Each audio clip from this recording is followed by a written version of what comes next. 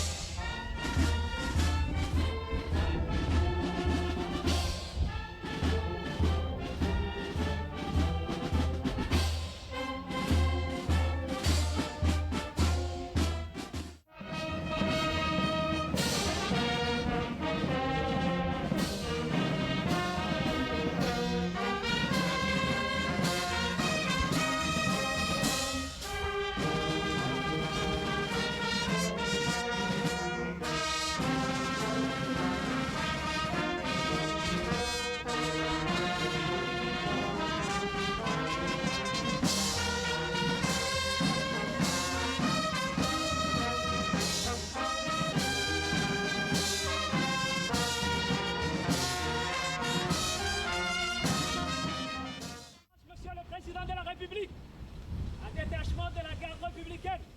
Ouvrons les honneurs. Commandant Souleymane Ofsier, commandant de troupes. Observe, monsieur le président.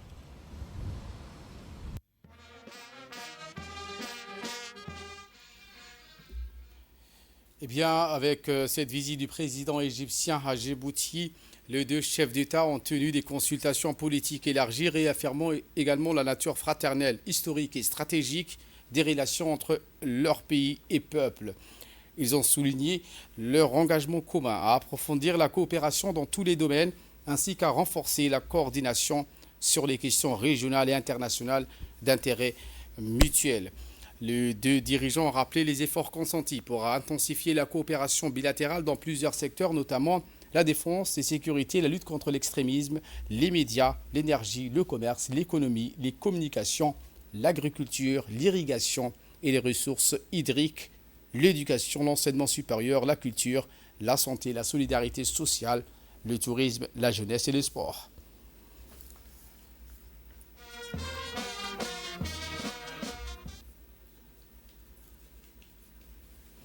Eh bien, peu après son arrivée, les deux présidents ont eu un premier entretien, un tête-à-tête. C'était donc au salon d'honneur de l'aéroport international de Djibouti. Eh bien, les poignées de main entre le chef de l'État égyptien et les membres du gouvernement présents sur le tarmac de l'aéroport international de Djibouti s'est faite peu après les hymnes nationaux entonnés, ceux des deux pays. Abdel Fattah al-Sisi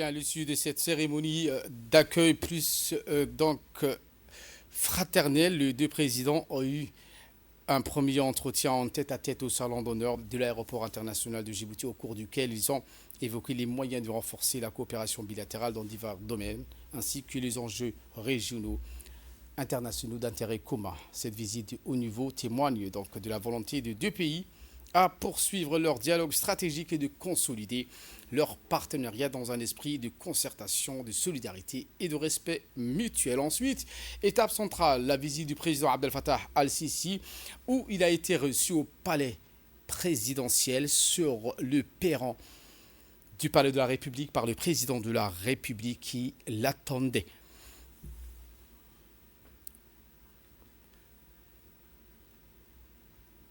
À son arrivée, Abdel Fattah al-Sisi, le chef de l'État Ismaël Marguili, l'a accueilli au palais de la République et un tête-à-tête s'en est suivi. Durant la rencontre, les deux chefs d'État ont passé en revue les relations bilatérales et la situation qui prévaut en Somalie et au Soudan. Les discussions ont ensuite été étendues aux voies et moyens permettant d'accroître le niveau de sûreté de Bab el-Mandab, détroit stratégique de navigation indispensable à la réalisation de plusieurs secteurs d'intérêt commun. Et bien, après cette tête-à-tête, une réunion élargie où les deux chefs d'État avec les délégations de deux pays a eu lieu.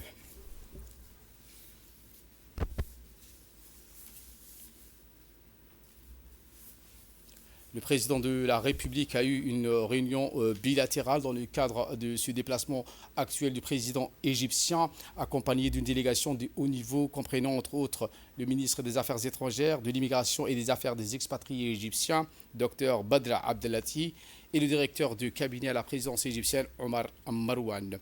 A noter également la participation de l'ambassadeur de la République arabe d'Égypte auprès de Djibouti, Khaled Al-Chezli, à cette réunion de travail autour du président Guéli Abdel Fattah al-Sisi. Côté djiboutien, le ministre des Affaires étrangères de la coopération internationale, Abdelkader Hussein Omar, le secrétaire général de la présidence, Mohamed Abdoulaye Waïs, le secrétaire général du ministère des Affaires étrangères étaient également présents.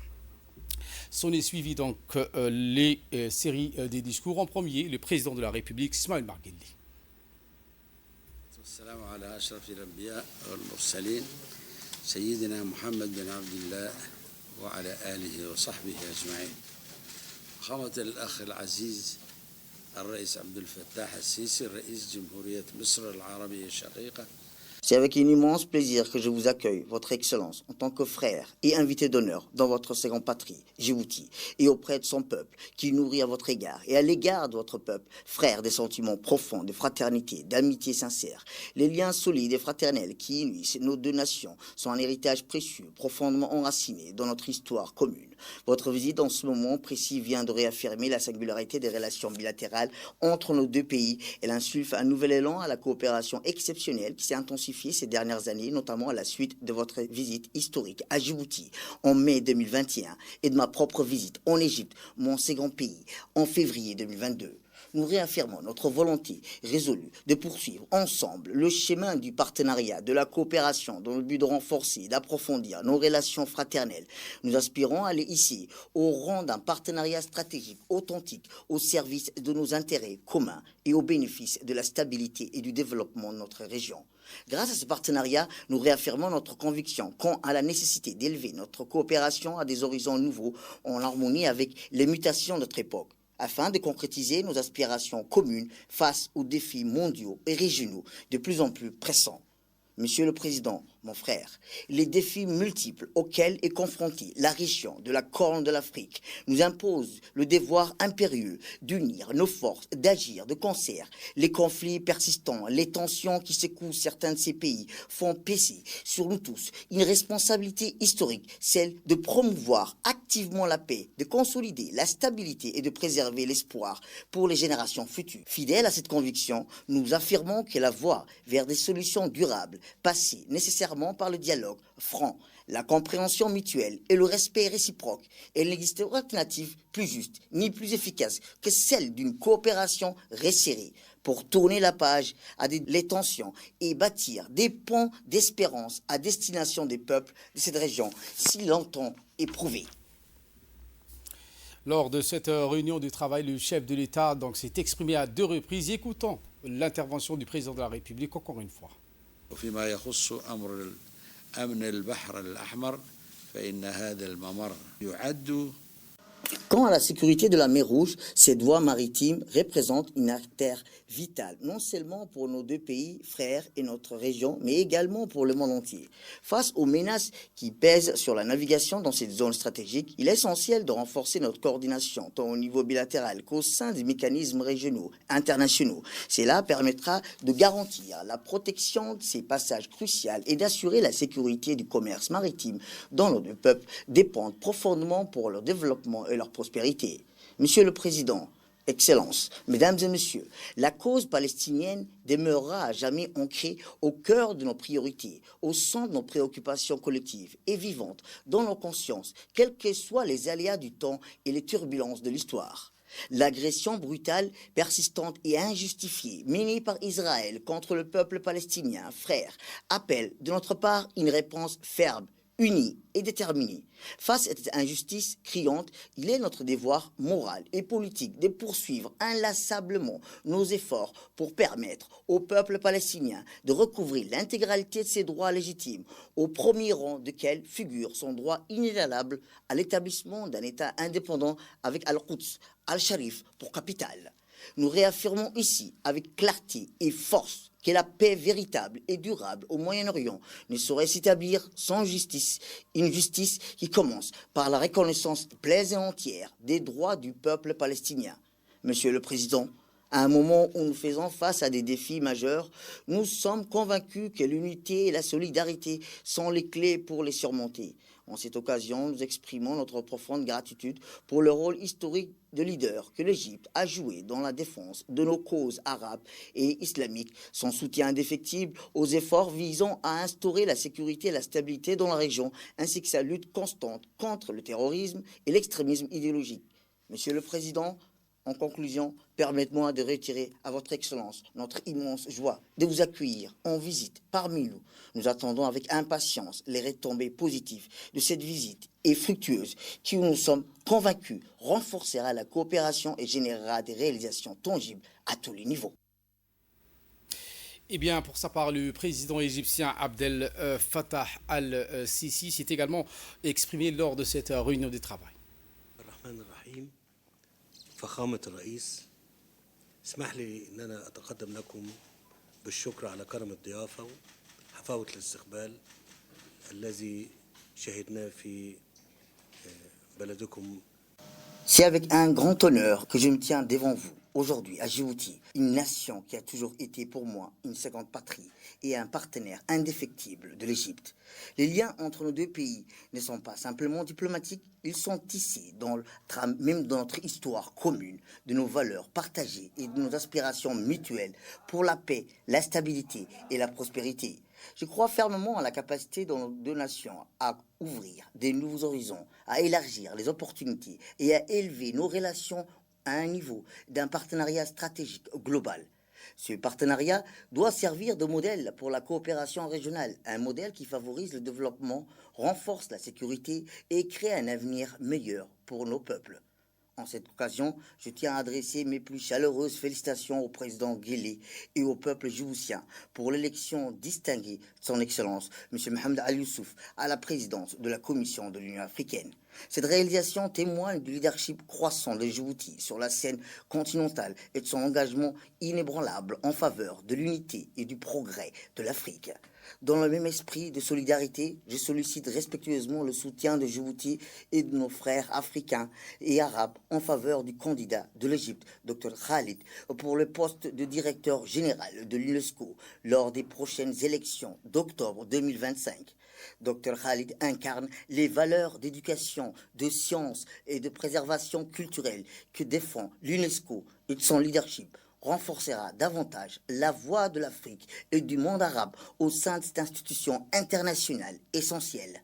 Les défis auxquels nous sommes confrontés, qu'il s'agisse de sécurité, la mer Rouge, de promouvoir la stabilité régionale ou de défendre fermement la cause palestinienne, exigent une action collective. L'Égypte reste pleinement engagée à travailler aux côtés de Djibouti et à toutes les nations fraternelles pour protéger nos intérêts communs, faire face aux menaces contre la paix et défendre la justice pour les peuples opprimés. Je tiens une fois encore à exprimer ma plus profonde gratitude pour votre gracieuse hospitalité. Chers frères, Monsieur le Président Guelleh, puisse cette visite marquer une nouvelle étape dans notre amitié durable et ouvrir de nouveaux chapitres de coopération pour le bien de nos peuples et de notre région. Eh bien, les deux présidents djiboutiens et égyptiens ont insufflé une dynamique nouvelle aux relations entre les deux nations sœurs. En ce sens, ils ont donné le coup d'envoi d'un round de consolidation des relations de coopération entre les deux pays et les deux peuples frères aux liens déjà privilégiés, tissés par le fil d'histoire et le partage d'un socle commun des valeurs, de culture et de langue. Le président Guelleh et Abdel Fattah al-Sisi insufflent une dynamique accrue dans les relations entre les deux pays. Au nombre de 5, les accords en question adoptés entre autres trait respectivement à la coopération dans le domaine de l'enseignement supérieur, des médias, des postes et télécommunications, de la jeunesse et des sports.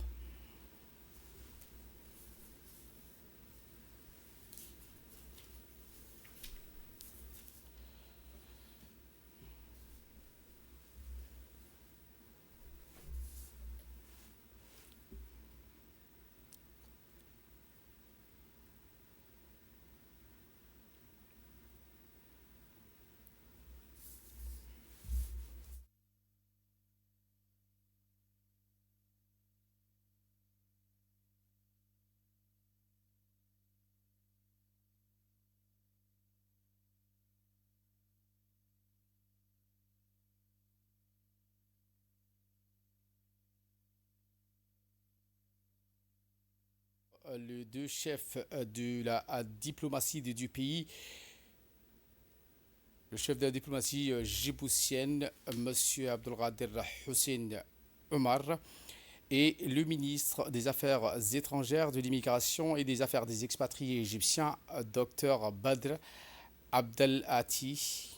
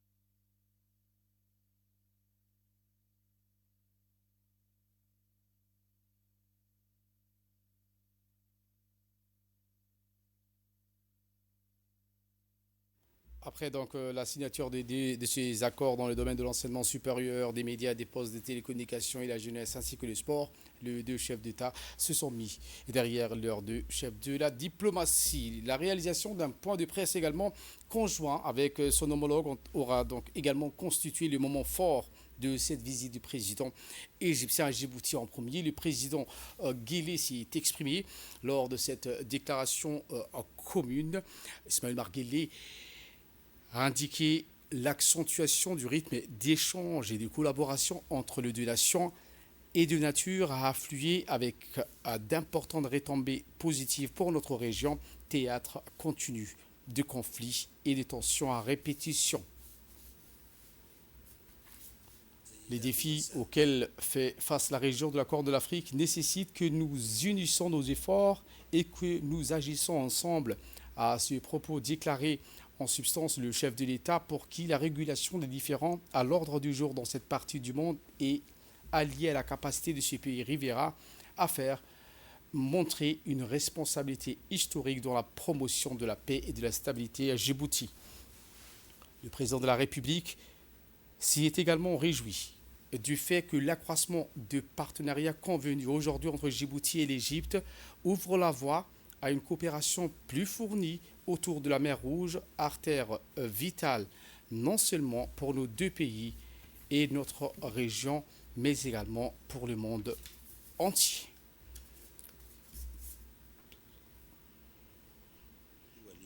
ذات الاهتمام المشترك واتفقنا على مواصلة التنسيق والتشاور في هذا السياق.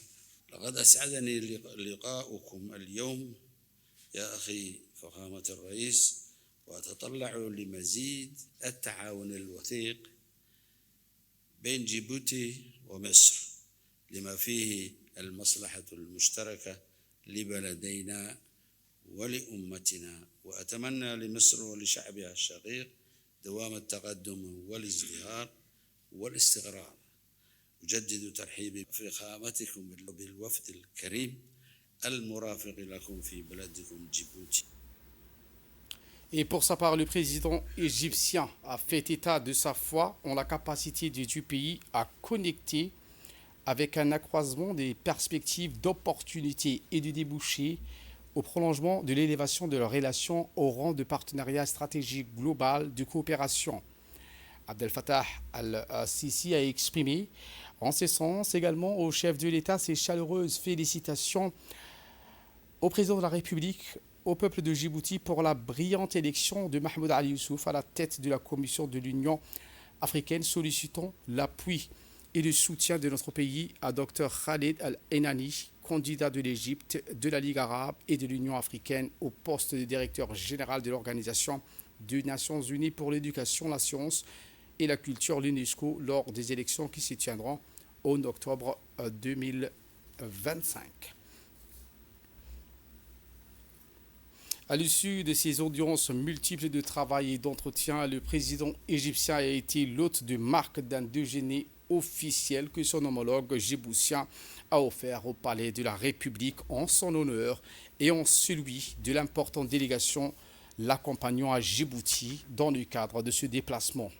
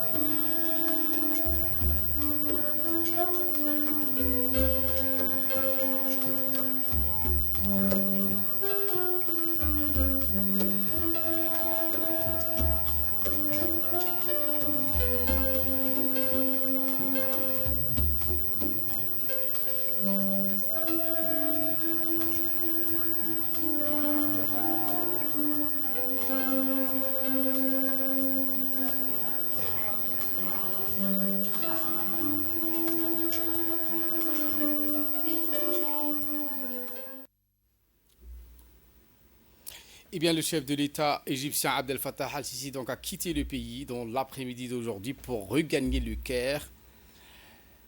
Abdel Fattah al-Sisi, en visite de travail à Djibouti, où il a été salué à son départ par le Premier ministre Abdelkader Kamel Mahamad en présence du chef de la diplomatie djiboutienne. Dans cette visite, les deux présidents ont tenu des consultations politiques élargies, réaffirmant la nature fraternelle, historique et stratégique des relations entre leur pays et peuple.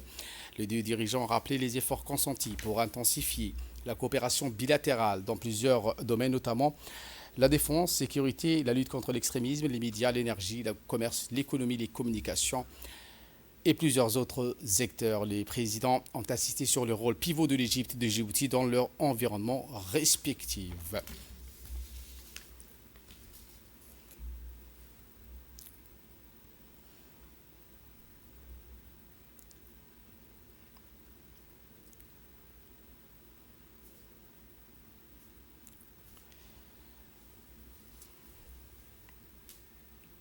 Voilà ce qu'on pouvait dire sur cette visite du président égyptien. Également dans l'actualité de ce 22h, le ministre de l'économie et des finances en visite de travail à Washington. Les détails avec Fadous Hussein.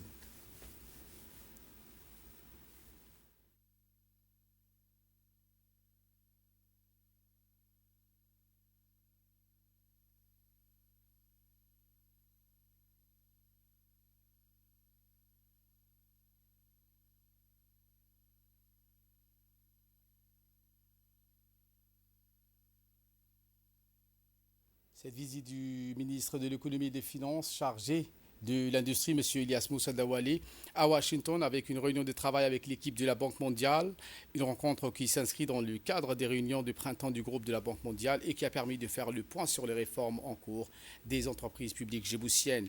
M. Dawali a mis en avant les réalisations significatives du secrétariat exécutif des participations de l'État, le CPE, et a souligné la nécessité d'une bonne gouvernance dans des secteurs clés tels que le transport, l'énergie et les télécommunications. La Banque mondiale a pour sa part réaffirmé son soutien à la République de Djibouti à travers des projets de gouvernance économique et financière. La ministre de la Jeunesse et de la Culture visite le stand principal du Salon du Livre à l'occasion de cette 3e édition du Salon du Livre, événement culturel phare dédié à la littérature et à la promotion de la lecture. Dr Ibou Moumina Assoui, ministre de la Jeunesse et de la Culture, a effectué ce jour une visite officielle au sein du stand principal du Salon. Elle était accompagnée de nombreuses personnalités issues des milieux diplomatiques, culturels et éducatifs, accueillis avec chaleur par les organisateurs, auteurs et exposants venus des divers horizons. La ministre a salué l'engagement continu des acteurs du livre dans la valorisation du patrimoine littéraire national ainsi que dans la sensibilisation des jeunes quant à l'importance de la lecture. Un moment fort de cette visite fut la cérémonie de remise des dons des livres généreuses offertes par l'ambassadeur du Japon auprès de Djibouti. Ce geste à forte portée éducative et culturelle incarne l'excellence des relations bilatérales entre les deux pays et traduit les soutiens du Japon.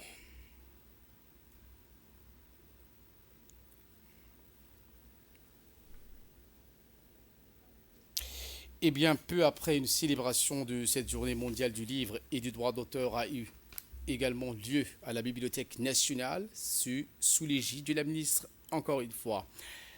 Cérémonie qui s'est déroulée en présence de nombreuses personnalités, notamment l'ambassadeur du Japon à Djibouti, la directrice de l'Organisation internationale de la francophonie, le commissaire général du Salon du Livre, ainsi que l'ambassadeur du Salon du Livre, M. Ahmed Aleita. L'événement qui a réuni auteurs, éditeurs, lecteurs passionnés, professionnels du livre et institutions culturelles dans un esprit de partage et de découverte. En mettant en lumière le rôle essentiel du livre dans la transmission du savoir et des valeurs humaines, le ministère de la Jeunesse réaffirme son engagement en faveur de la culture et de l'accès au savoir. Profiter de l'occasion pour rappeler que la journée qu'on commémore, c'est ce qu'on appelle la journée mondiale du livre et du droit d'auteur. Donc en plein dans le thème de notre salon. Et cette année, si je ne me trompe pas, le thème de ce salon, c'est « Je lis comme je veux ». La lecture, c'est un réflexe. Donc, le thème de notre salon coïncide également avec le thème de la journée mondiale du livre et droits de l'auteur.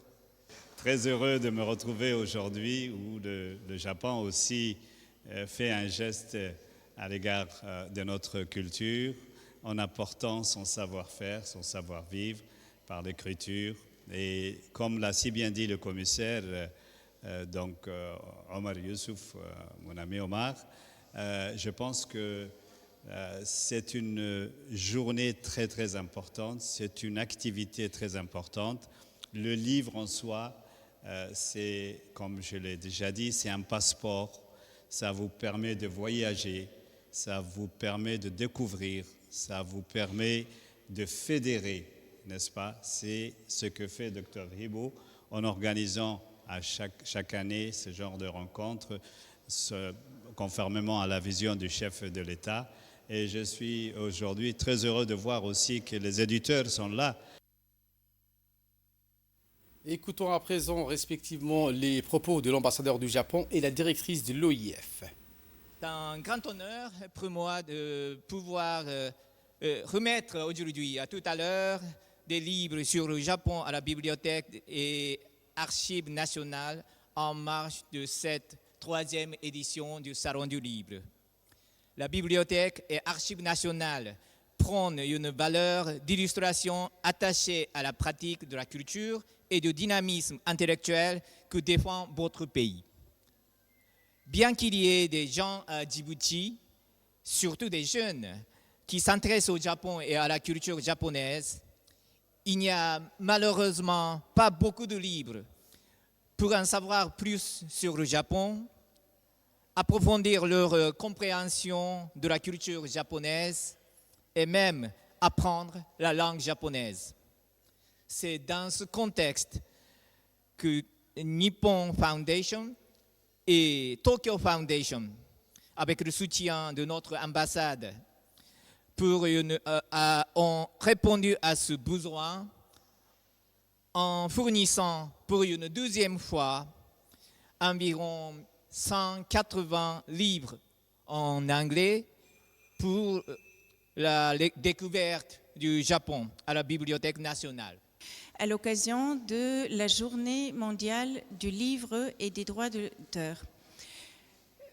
La francophonie, elle accorde une grande importance à la lecture et aux livres de plusieurs manières. D'abord, nous avons notre propre prix littéraire qui est le prix des 5 continents de la francophonie.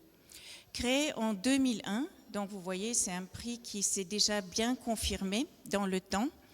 Et ce n'est pas par hasard qu'il est nommé prix des 5 continents de la francophonie. La ministre de la Jeunesse et de la Culture, Dr Hibo Moumina Assow, est également intervenue. Voici ses propos. Avril, à l'occasion de la Journée mondiale du livre, la planète entière rend hommage à la richesse de la littérature, mais surtout à celles et ceux qui la nourrissent et s'en nourrissent chaque jour. Nous avons ici aujourd'hui que des amoureux de livres, ce que j'appelle les magiciens du mot.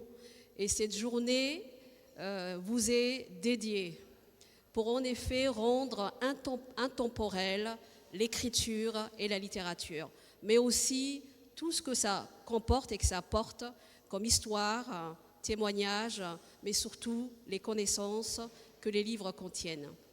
Aujourd'hui, et j'insiste là-dessus, c'est l'occasion d'honorer surtout les auteurs, ces artisans de l'imaginaire qui donnent vie à des mondes et des idées, qui expriment de rêves, qui nous font voyager, mais aussi à tous ceux et celles, donc je dirais à tous celles et ceux qui rendent la lecture possible.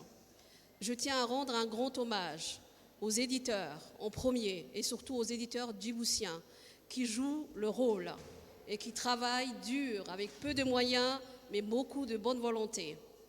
Le libraire, les bibliothécaires, les enseignants et bien sûr les lecteurs passionnés. Ensemble, nous formons ce que moi j'appelle les amoureux du livre. Le livre est bien plus qu'un simple objet. Il est cette fenêtre ouverte sur d'autres cultures et d'autres époques, d'autres perspectives, d'où la présence de différents ambassadeurs représentant les pays qui sont avec nous ici. Et je remercie solennellement l'ambassadeur du Japon pour la remise de ce lot de livres. Et en nouvelle du monde, la reconstruction de Gaza empêchée par cette nouvelle frappe israélienne. Ferdous Hussein. Construction de Gaza empêchée par une nouvelle frappe israélienne. L'armée israélienne a détruit des bulldozers et d'autres équipements lourds destinés à déblayer les décombres dans le nord de Gaza. Les autorités municipales palestiniennes ont déclaré qu'une frappe aérienne israélienne a touché le garage de la municipalité de Jabalyé, détruisant 9 bulldozers. Cela a affecté toute la communauté du camp des réfugiés de Jabalyé parce qu'il n'y a plus de bulldozers, ni d'équipements ou de machines pour nettoyer les rues ou enlever les ordures. Les bulldozers avaient été fournis par le comité égypto-qatari. L'offensive israélienne de 18 mois contre la bande de Gaza a détruit de vastes zones de Gaza, faisant craindre qu'une plus grande partie ne puisse jamais être reconstruite. Voilà pour l'essentiel de ce 22h. Merci de votre fidélité. Restez avec nous, le programme continue sur Télé Djibouti.